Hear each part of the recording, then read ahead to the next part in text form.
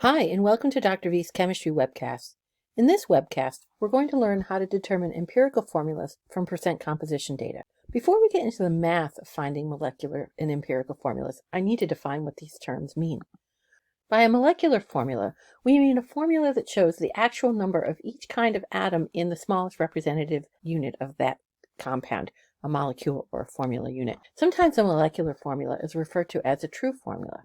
For example, we could talk about the glucose molecule, which has the formula C6H12O6. This is the molecular formula of glucose. We have a picture here of the ring structure of glucose, and you can see clearly there are 6 carbon atoms, 12 hydrogen atoms, and 6 oxygen atoms in a single molecule. Chemists often talk about empirical formulas as well, and what I mean by an empirical formula is that it's a formula that shows the lowest whole number ratio of the atoms in the smallest representative unit. Sometimes it's called the simplest formula. So it doesn't show the actual number of each kinds of atoms, but it does show their ratio on a whole number basis. For example, CH2O is the empirical formula of glucose. If we take all the subscripts in glucose, we see that they all share the greatest common factor of 6. If we divide all the subscripts by 6, we get CH2O. That's our lowest whole number ratio. There is a relationship between the molecular formula and the empirical formula. The molecular formula is some whole number multiple of the empirical formula. For the example we were looking at with glucose, the molecular formula is 6 times the empirical formula. If we multiply all the subscripts in CH2O by 6, we get the molecular formula for glucose.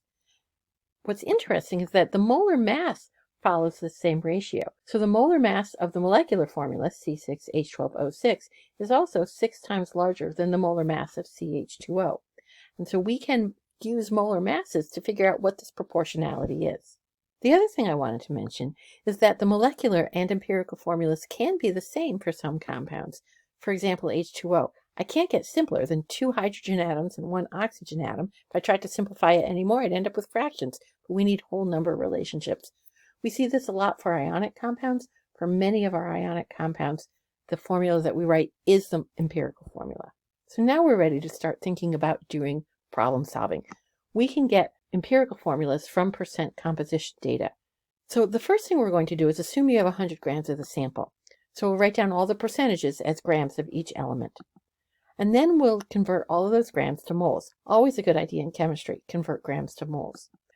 Our next step is to divide by the smallest number of moles. We'll divide all the mole values by the smallest number. One of them will end up as 1, and the others will come out to be whatever they come out to be. If at this point they're not all whole numbers, then we're going to multiply all of those values by whatever it takes to make them all be whole numbers. And we really need this to be close to an integer, normally within 0.05 of that integer. This will give us the empirical formula. Once we have these integers, they become the subscripts for each element in the empirical formula. Let's go on and do some problems. The percent composition of lycopene, which gives tomatoes, pink grapefruit, and watermelons the red color, is 89.47% carbon by mass and 10.53% hydrogen by mass. Let's use this information to figure out the empirical formula of lycopene. I really like this problem. So we take our percents and we write them down as grams. So 89.47 grams of carbon, 10.53 grams of hydrogen. Why do we go with 100 grams? Because it makes it easy. I can just write the percents as grams. My next step is to convert my grams to moles. So I divide by the molar mass of carbon to get 7.450 moles of carbon. I divide by the molar mass of hydrogen to get 10.446 moles of hydrogen. Don't round too much. Don't round too aggressively when you do these problems, or it can lead to difficulties with getting the correct answer. Our next step is to divide by the smallest number of moles because we're looking for that whole number ratio.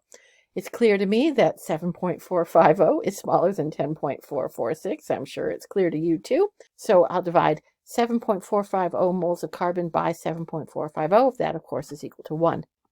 And do the same thing for the hydrogen. 10.446 divided by 7.450, and I get 1.402. I have a 1 to 1.402 ratio of carbon and hydrogen, but I need whole number values. 1.402 is not an integer, and it's not close enough to round. This is not a math problem situation where I can round 1.4 to 1. That would be distorting the ratio. So I need to figure out what I can multiply 1.402 by to get it to be a whole number. I'm going to tell you right now, it's not 1 or 2 or 3 or 4. I need to multiply 1.402 by 5 to get an integer. It comes out to 7.01. That's close enough that I can round it comfortably. What this means is I need to multiply 1 and 1.402 by 5 to get integers. So I multiply 1 times 5, of course, that equals 5. And 1.402, we've already seen, equals 7. And so I can use these numbers, 5 and 7, as my subscripts in the empirical formula. The empirical formula of the compound is C5H7. Let's do another problem. A different compound has 85.62% carbon by mass and 14.38% hydrogen by mass. The molar mass of the compound is 56 grams per mole. Find the empirical formula and the molecular formula of the compound. So it starts off the same way as the previous problem. We write down our percents as grams of carbon and of hydrogen. We're going to convert our grams of carbon and hydrogen to moles. So I'll divide by the molar mass of carbon to get 7.129 moles of carbon. I'll divide by the molar mass of hydrogen to get 14.266 moles of hydrogen. As in the previous problem, we're going to divide by the smaller number of moles because I don't have integers at this point. 7.129 is the smaller number, so I'll divide 7.129 moles of carbon by 7.129. That's, of course, equal to 1. 14.266 divided by 7.129 gives me 2. So these really are integers, and so I can say confidently at this point that the empirical formula of this compound is CH2. But that's not the only thing this question asks me to do. I'm also asked to find the molecular formula of the compound, but we have that other piece of information. We know that the molar mass is 56 grams per mole. So what we need to do is compare the molar mass to the empirical formula's molar mass. How many times bigger is the molecular formula? That's really what we're looking for, right? And we can find that from looking at the mass ratios. So the empirical formula, if this compound actually existed, would have a molar mass of about 14. Now this compound doesn't actually exist, but that's not really the point here. 14 and 56 aren't the same. How many times bigger is 56 than 14? That'll tell us how many times bigger the molecular formula is compared to the empirical formula. 56 divided by 14, that's 4. So I need to multiply all the subscripts in the empirical formula by 4. And that means my molecular formula is C4H8. Once you know the process for finding empirical and molecular formulas, all the problems are pretty similar. And problems that you're doing on paper for a classroom assignment should work out really, really neatly. If the molecular formula is not a whole number multiple of the empirical formula, when you do look at those math relationships, you've made a mistake somewhere. You need to find what that mistake is and fix it. They should come out really nicely for these problems on paper.